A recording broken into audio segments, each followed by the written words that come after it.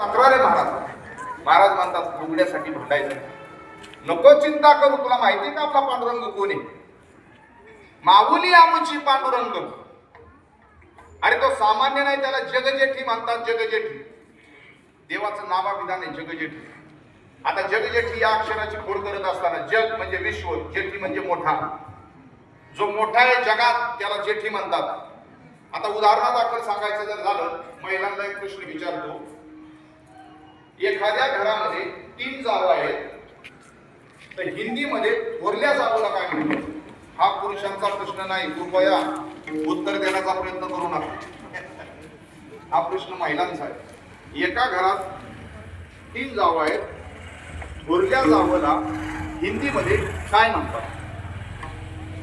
अख्खं गाव हिंदीत नापास आहे का काय?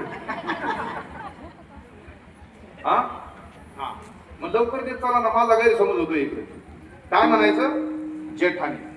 मोठी जाव काय? जेठानी. जेठानी का म्हणायचं? त्याचं उत्तर याच्यातच भेटेल. मला जे जेठी सांगायचं म्हणून जेठानी. ती जेठी म्हणजे घरात मोठी आहे ना, म्हणून तिला जेठानी म्हणतात. जेठी म्हणजे मोठी, ज्येष्ठ म्हणजे मोठा.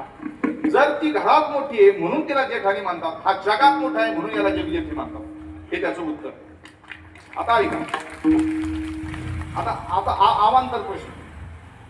आता पहिले थोरलीला जेठानी म्हणतात, धाकटीला काय म्हणतात? 3 नंबरची असती जाऊ तिला. हिंदीत धाकट्या जावला काय म्हणतात? तुम्हाला माहिती आहे, फक्त बोला. हा देवरानी कुणीतरी उत्तर दिलं. अगदी बरोबर आहे, मला खात्री आहे.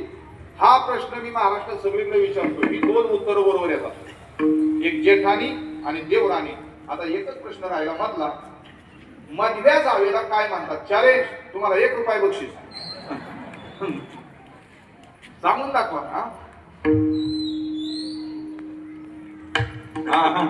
रुपया सामान्य नाही, साहेबांनी सांगितलं म्हातारीच आहे. याला म्हणायचं लक्ष देऊन कीर्तन ऐकणार. अरे वा,